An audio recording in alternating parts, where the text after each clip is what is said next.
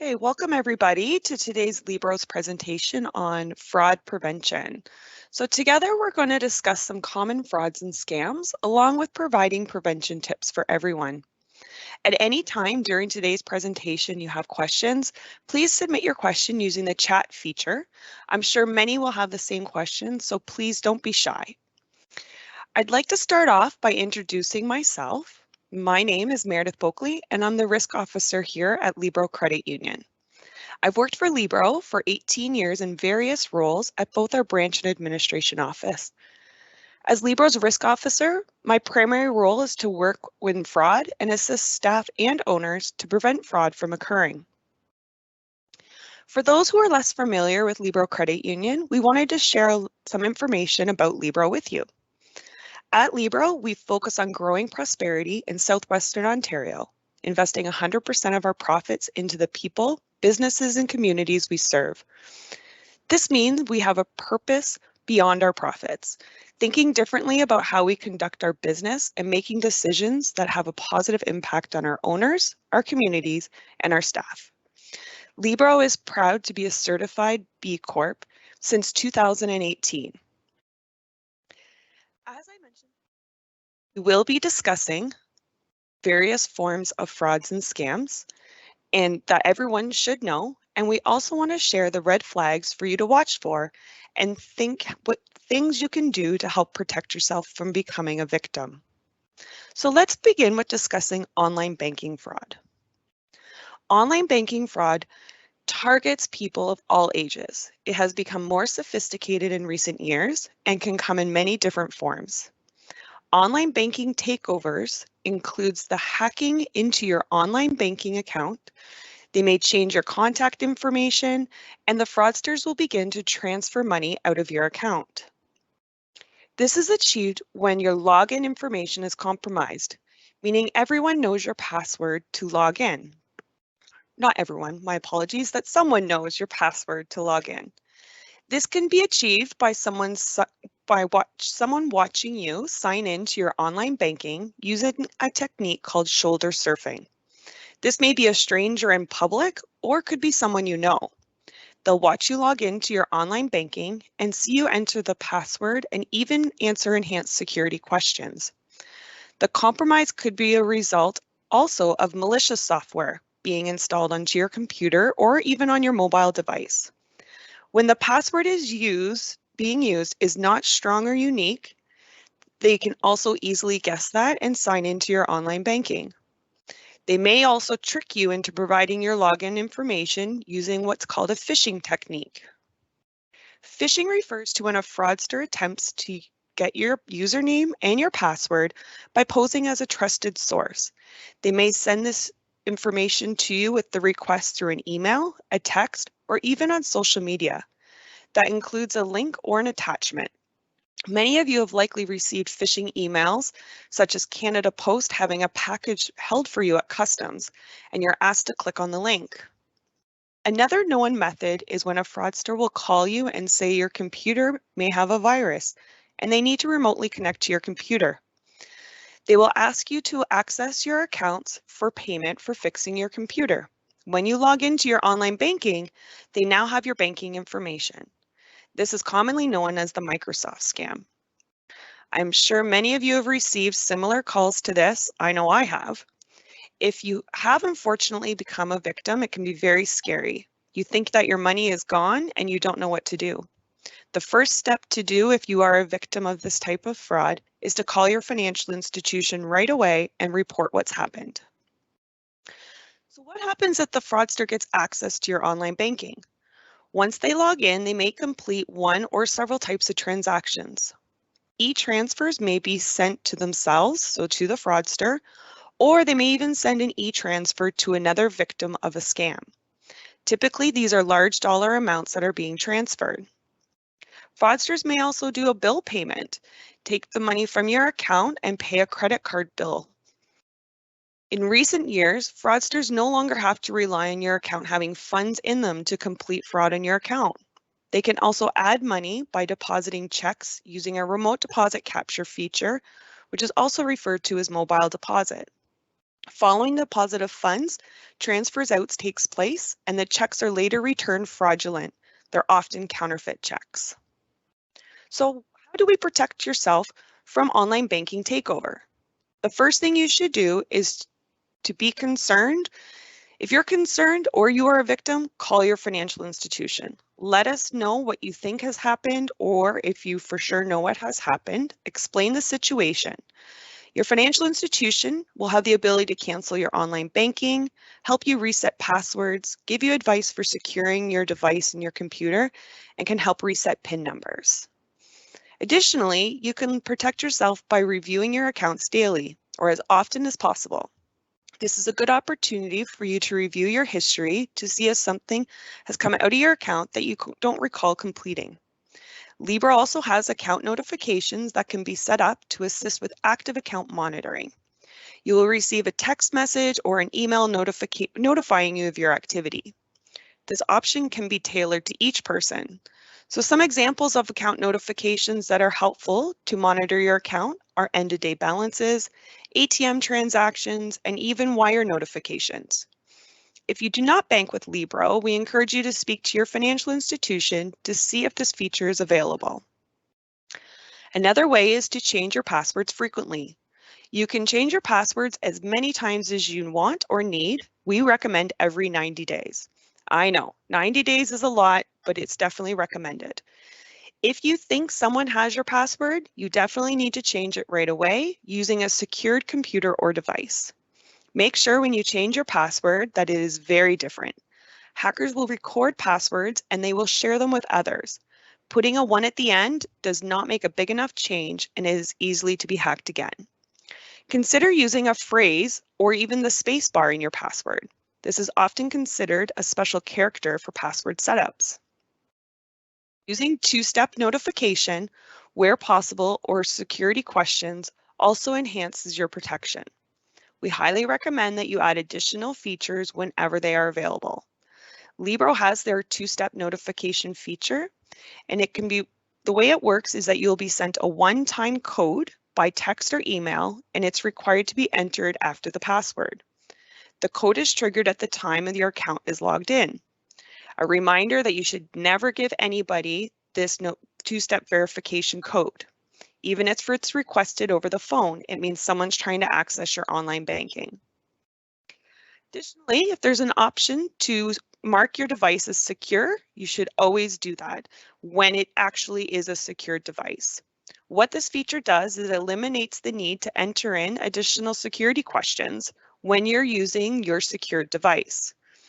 This helps protect your account because when a fraudster is trying to log into your account through a different device, it will ask them to answer these enhanced security questions. They will not have the answers to them because they've never watched you enter them in on your secured device. Another tip is to only log into computers you know. If you are away and logging in a computer to check your online banking and you don't know who's been on that computer before you, they may have placed some suspicious malicious software or even have a device that's watching you. Examples of these types of computers would be at a hotel lobby or even at an internet cafe. So I want to share a graphic with you just to help everybody remember when we should change our passwords. So think of your passwords like a toothbrush. You want to choose a good one. You don't want to share it with anyone, and you need to change it occasionally. Again, that reminder every 90 days. And to discuss e-transfers and a more recent type of fraud that has been hitting the Canadian public, which is an intercepted e-transfer. So let's discuss how an intercepted e-transfer happens. An individual will be sent an e-transfer and they'll get the notification to their email or on their phone. Their computer or their device has been compromised. The fraudster will now have access to that notification. They'll click on the notification to begin to accept the e-transfer. The fraudster is then able to answer the security password and deposit funds into any account they choose. So how do you protect yourself from having one of your e-transfers intercepted? You want to ensure that the password used is unique and it's not easily guessed by any individual. So you want to stay away from passwords such as what color is the sky, Or if it's for a sports team, what's the name of our sports team? They will have access to this information. Passwords should not be included in information found on social media. So we want to avoid passwords such as what high school did I go to, especially if your profile on social media contains your high school. Answers to passwords are not to be included in your e-transfer message, and we need to avoid sending the password to the recipient of the e-transfer using the same method you're sending e-transfer. So if you're sending it by email, you don't want to also send the password answer in an email. If you're sending your e-transfer to a phone number, a mobile device, we don't want to text that password. You want to communicate it completely separately. If the person you are sending the e-transfer to sends you an email stating what password they want you to use, do not use it. You want to contact them and verbally arrange a password. If the fraudster is in the email that's been compromised, the fraudster is going to look through those sent messages and they're going to know what that password is. Auto deposit is a great tool to prevent intercepted e-transfers because it eliminates the need for a password. The funds are going to be deposited directly into the account. If you're sending an e-transfer to somebody that you are receiving the pop-up, they have auto deposit, should always confirm that indeed they do have auto deposit and you haven't put in an incorrect email, because there'll be no password in place to stop them from depositing. It will go directly into their account with the auto deposit. So you just want to confirm that indeed you have the email right and your intended recipient does have auto deposit. So now we're going to move on and we're going to talk about identity theft. This is one of the hardest frauds to recover from when you are a victim. So incidents of identity theft are increasing. It can be very difficult for the victim. When it happens, they can steal all your information. They'll be able to get driver's license, birth certificates, social insurance number, and they'll act just like you. When your identity is stolen, it can be used in various ways. They can access your accounts, request transactions. They might trick your financial institution or other companies into thinking that they are you, and they'll be able to get information, funds, and reset passwords. The result of this will be online banking and takeovers.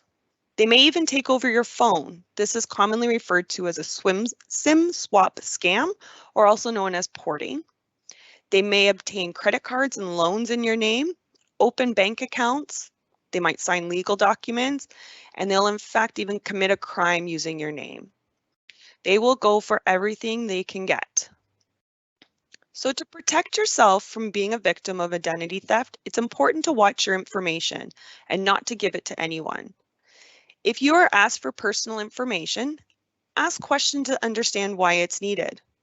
If you're uncomfortable, hang up and call back using a legitimate number to confirm the request before providing any information.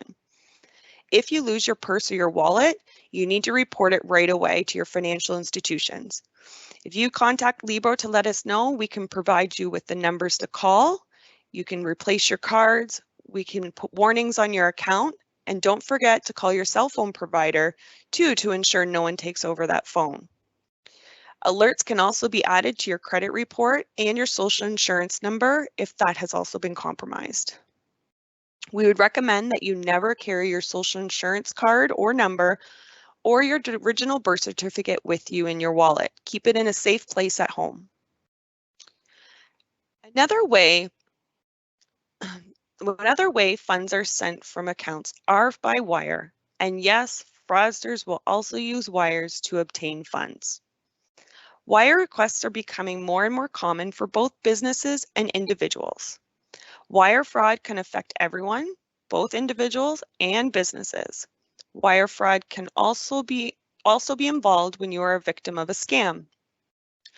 A fraudster may request a wire be sent by hacking into your email and sending a message pretending to be you to your financial institution, asking for money to be sent.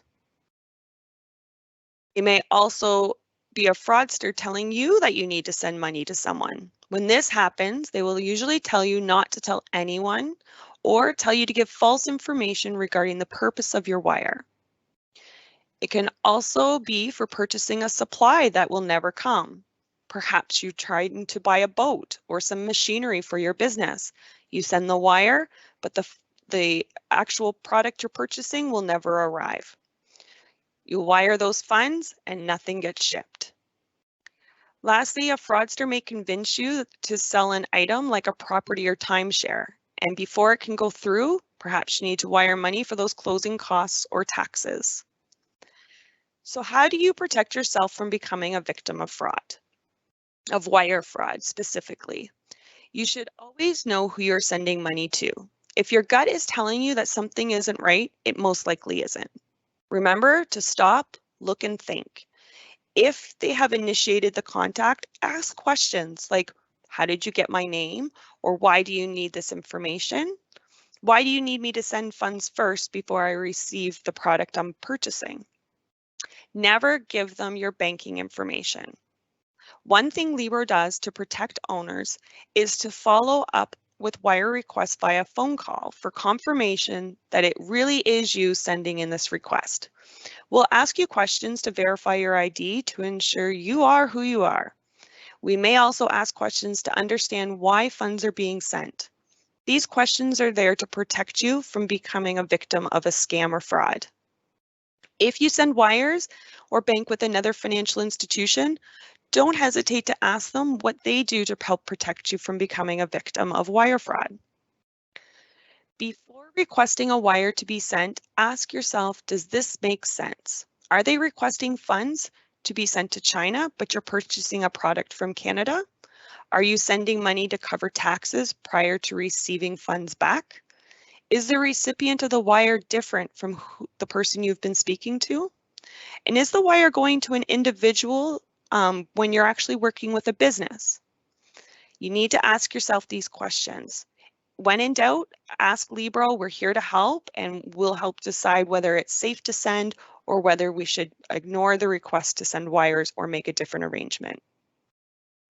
So next, we're going to move on to check overpayment scams. This scam is much more common than people think, and it is used in a wide range of scams. Receive a payment from anyone that is greater than the amount that was agreed upon, be suspicious. Often the check will be returned as counterfeit, but by then you've already sent the excess funds by e-transfer, perhaps a wire, or maybe you've been asked to buy gift cards or deposit funds into a Bitcoin machine. Most commonly, we see these check overpayment scams in mystery shopping or online banking job scams, or through the sale of items through an online marketplace such as Kijiji or Facebook. Some examples of check overpayment scams that we see is if you're selling an item for $500 to someone. As payment, you're given a bank draft, but they make it out for the wrong amount.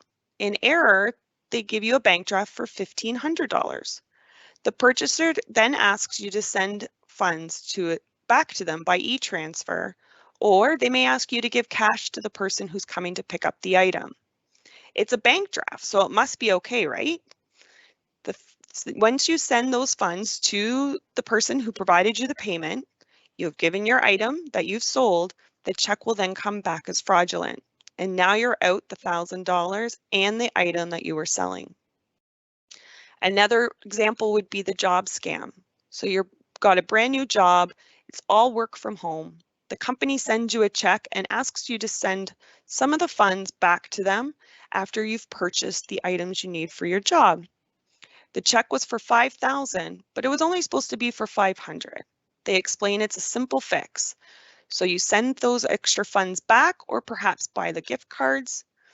Once the check's returned counterfeit, it's too late because you've already sent those funds on or you've purchased the gift cards and now you've experienced a loss as a result of the scam. So what do we do to protect ourselves from becoming a victim of the check overpayment scam? It's important to stop, look, and think. Does this make sense? Biggest tip is to never accept payment for more than what you agreed upon. Also, never send funds back to someone that is making the purchase from you or pay a shipping fee for the item to be shipped. When in doubt, contact Libro or your financial institution. We're very familiar with common scams and frauds, and we keep up to date on all relevant scams, and we can offer you some great advice.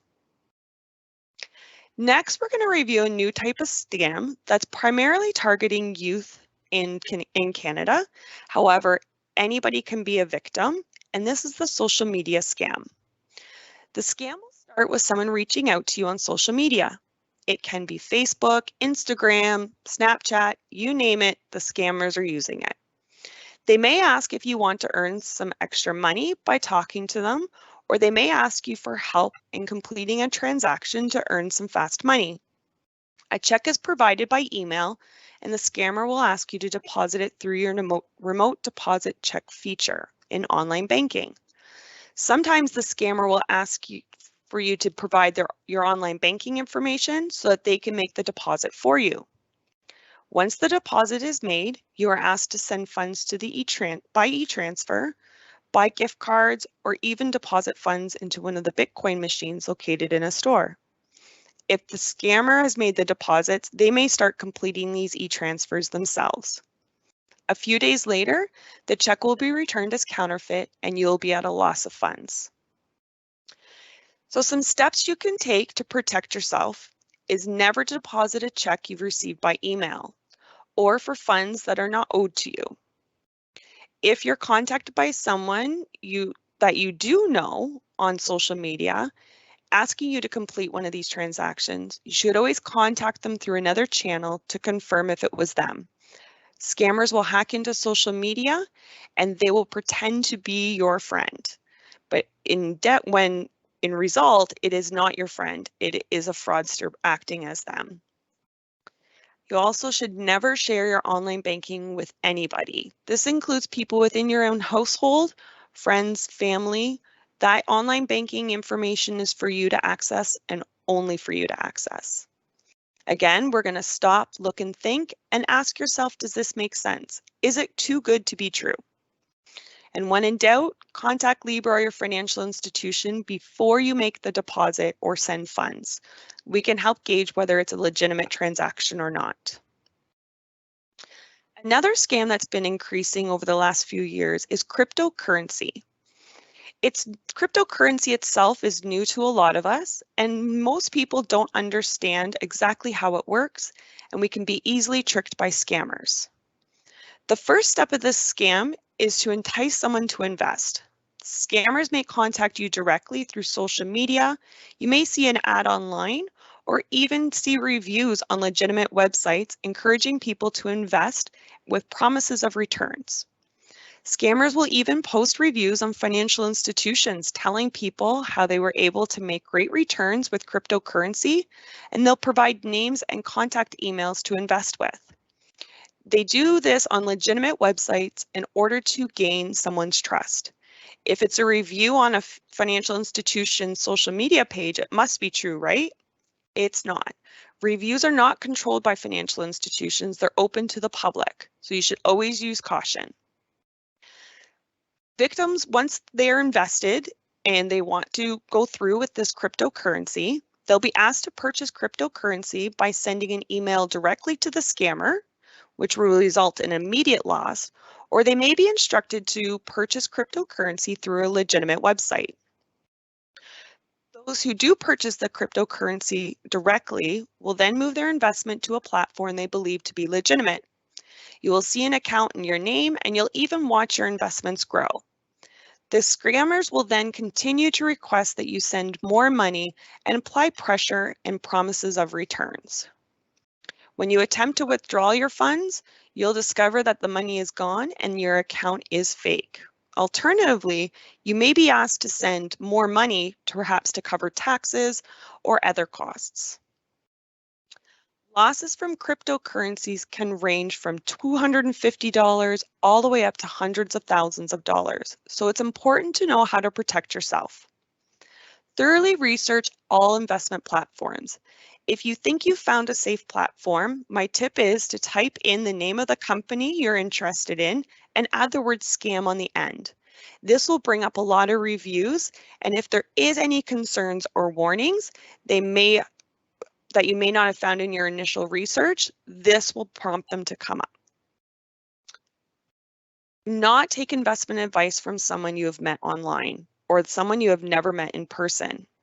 If you are being asked by someone through social media, contact them through another channel, preferably by phone or in person, and ensure they're the one messaging you.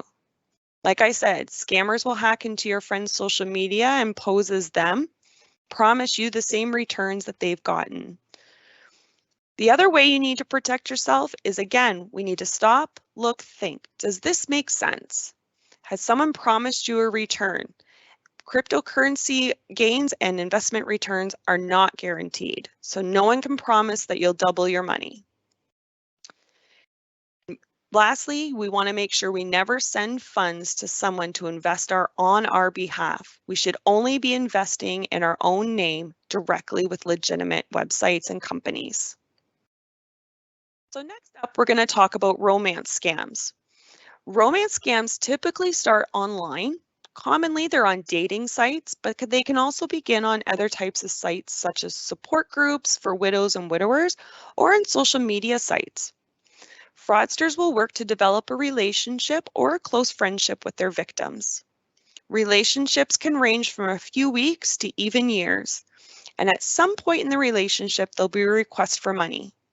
This request can come in various forms. After you send money the first time, the requests are going to keep coming.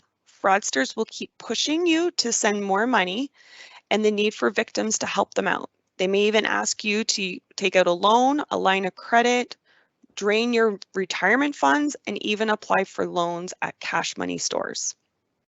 Fraudsters will always have an explanation and often instruct victims not to speak with their financial institution or tell them why the funds are being sent. A common story you may have heard of that happens with romance scams is perhaps you have a new friend who's overseas and they're in the military. You talk to them for a few months and then you find out they're injured. But unfortunately, your friend does not have the funds to get home and the military is just not prepared to cover the cost of their trip. It would be so much better if they were back in the country getting the medical treatment with support from their family and from you. Your friend will ask you to send money to help them get home right away. So it's important to know how to protect ourselves from romance scams. You should never send funds to someone that you have not met in person. You do not share your financial information or your online banking login with anyone. No one should be accessing your account, even if they state they're depositing funds to your account.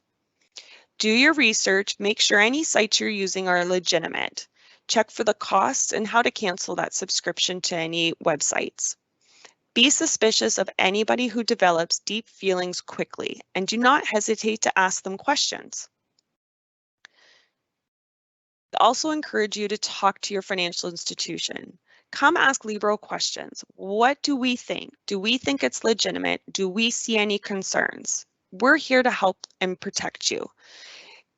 You may have been asked not to tell anyone what is happening, especially a financial institution. If you are told this should set off your spidey senses as you are allowed to talk to anybody you need to about your financial needs. Again, it's important to do the stop, look, think.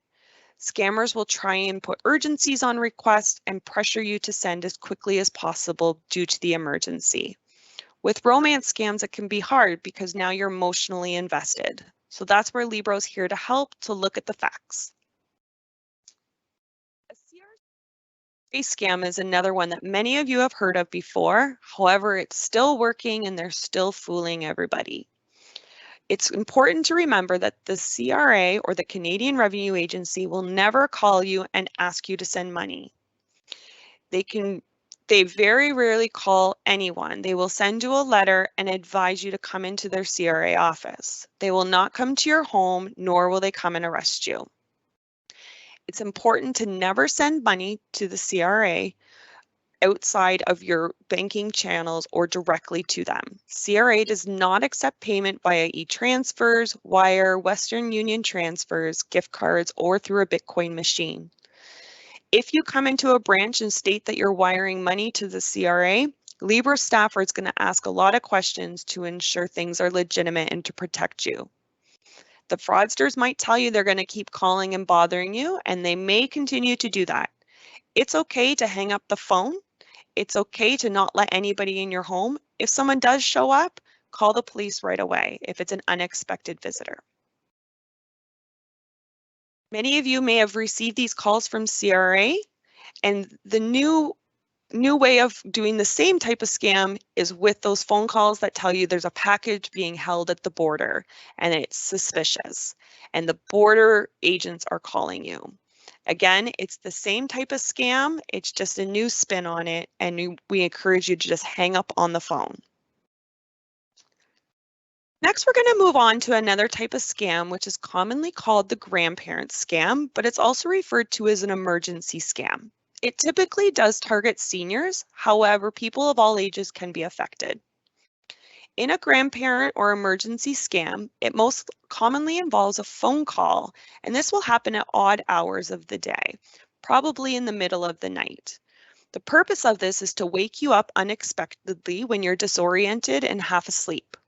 The caller may pretend to be your grandchild or calling on behalf of your grandchild. The goal is to have the victim send money quickly to resolve an emergency. So you could be told that they need bail money or to cover a medical cost, or perhaps they've lost their travel documents.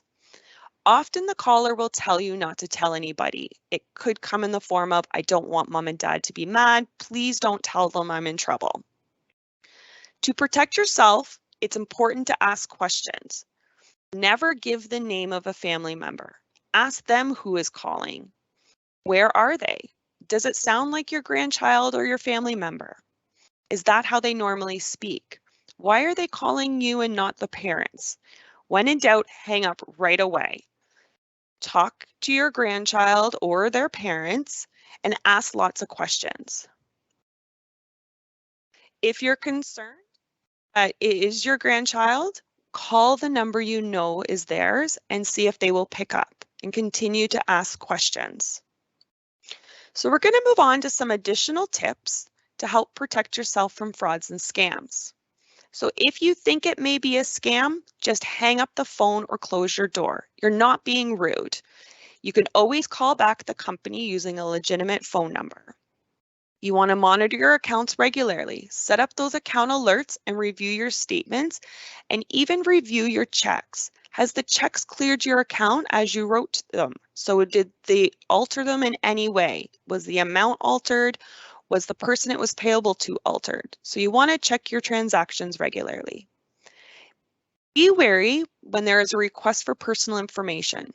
Never give out personal information or banking information on the phone. Even if Libro calls you, we will ask you questions to make sure that we're speaking to the correct individual. If you're not comfortable with Libro asking you those questions, don't hesitate to hang up and give us a call back.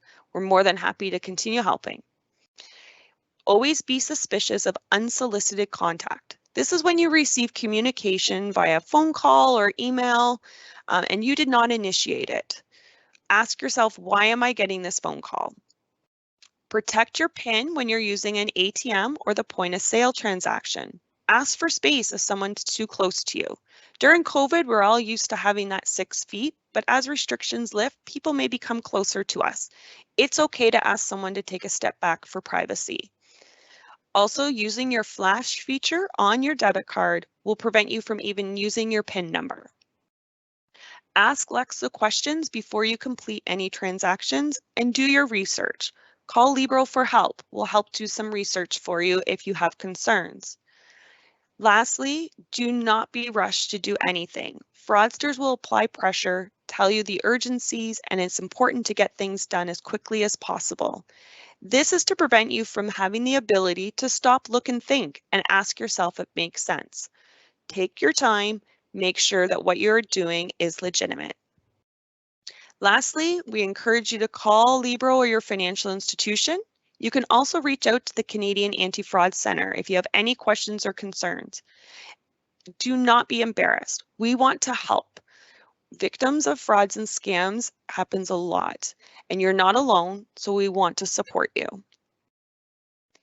If you want to reach out to discuss scams and frauds further with Libro staff, or you want to learn more about what Libro has to offer, we encourage you to connect with us by any of these methods. We're available through Libro.ca. You can call our Libro Connect. You can set up a coaching meeting. So next we're going to go on and review some of the questions that have been submitted. If you have any additional questions at this time, please add them to our chat so we can go through them with everyone. Hello, everyone. My name is Darby Starling, and I'm a brand specialist here at Libro. I'll be facilitating the question and answer period today. Thank you so much for your questions. We do actually have quite a few, so we'll just go through those with Meredith. Our first one is mobile deposit automatic, or do you have to register for it? So typically it is a feature that's added at time of account opening. Not everybody qualifies for that feature, so some will have it and some do not.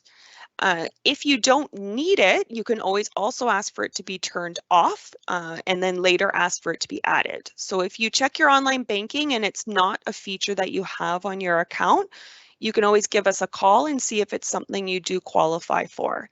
If you don't qualify, ask what it is you need to do to have that service set up at a later time.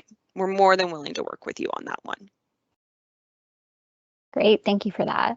What are the main fraud cases that you see at Libro in your day-to-day, Meredith? So I would say online banking is probably our most common. A lot of transactions happen through online. And of course, with COVID, there's been an increase to moving online. The reason why online banking happens the most is because you're having to work with compromised accounts. So those phishing emails asking you to click on links, your device and your computer gets compromised, and they can easily move funds between financial institutions. I would say in the scam side of things, what we're seeing a lot is those social media scams. So COVID's been hard for everybody. We know people are short on funds, and unfortunately, some people have lost their employment. So they're looking for ways to get jobs online, work from home. So we always need to be cautious of people offering promises of returns, asking you to deposit checks, complete transactions, and then those online jobs that people have applied for. Definitely. This next one is connected to that a little bit, especially with the online banking. When there's fraud through online banking, do I need to have my computer professionally cleaned, like at a Best Buy, for example? A lot of the time we will ask, and it's the difference between a computer being compromised or your mobile device. When a computer is compromised, it's a lot more complex. Just a simple screening of your antivirus might not catch everything. And if it has been compromised, when you go and change your passwords, they're still in your computer and they're going to see that new password being entered and they're going to get right back into it. They also have access to everything that's on your computer. So your tax returns might be on there. You might have legal documents, email access. So we encourage anybody who's had their computer compromised to bring it to a professional service. It doesn't have to be a Best Buy. It can be an IT professional as well that has services to ensure that that security is restored. When it comes to your mobile devices, you can't bring your Samsung cell phone to a Best Buy to have it fixed, but the mobile devices do have built-in security screening. So we always encourage people to Google the instructions right on the line, and it will walk you through the steps you need to do to scan your device and ensure that it's secure. Once your computer or your mobile device is secure again, online banking access will be provided again, and you'll have additional protections from fraud. Perfect. Another question we have from someone in the public is, if my debit card is stolen with TAP, $200 can be spent. That's the limit. Can I prove that it wasn't me and get my money back? So when it comes to stolen debit cards where flash has occurred, I can only speak to how Libro handles this type of fraud. I can't speak what other financial institutions would do. What we do is we take a look at that activity. If it's only flash and we understand you're letting us know perhaps your car got broken into overnight, you're reporting it to us right away, we have protection for you. You will get that reimbursement. Sometimes when we review those transactions, we might ask you to take some additional steps, and it could be filing a police report. So as long as you cooperate with the needs to complete our investigation, then we're there to we don't want you to suffer loss. We're going to reimburse you those funds. If we see that a PIN was used, it might be a bit of a different approach because somehow somebody has gotten a hold of your PIN. So we might ask you some additional questions if someone in your household has access to it or whether you've let somebody else use your card. When it comes to card use, it's important that you never share your PIN with anybody. I know it's easy to give your card to a friend or family member and ask them to go to the store or buy dinner, but you really need to ensure you are always in control of that card. As much as friends and family we may trust, unfortunately, sometimes they do take advantage of us. When it comes to the tap, the reason why we're okay to reimburse, there is limits. So you may have noticed that when you're using the tap feature, it will tell you there's a tap error, or it will ask you to insert your card after you've maybe spent $400 through tap purchases. That's a control financial institutions put on so that the fraudster can only spend so much money. They can't get $2,000. They're going to be capped and they'll have to know that PIN before they can do any more transactions. So we do put that limit on tap in the event that your card is stolen and someone decides to use the flash feature. And this next one actually is very interesting for me because personally, Meredith, you and I were actually just discussing TikTok the other day and that it has so much advice going on and that's such a positive thing. It's a great space for interaction. However, this question says, I see a lot of advice on TikTok for investing. How do I know if it's a scam or not? So this is going back to you need to make sure you do that research and do it independently. It's okay to see a recommendation online and check it out, but you want to thoroughly review and make sure that that platform is legitimate. And ask yourself questions about the TikTok video you may have watched. You know, did they promise returns? Are they asking you to send money directly to them? You want to make sure type in the company you're thinking of using, add that scam word at the end of it, see what those reviews come up with. It's a great way to find it, and it's often how I find out if one of our owners is actually using a fraudulent platform as well as doing those searches.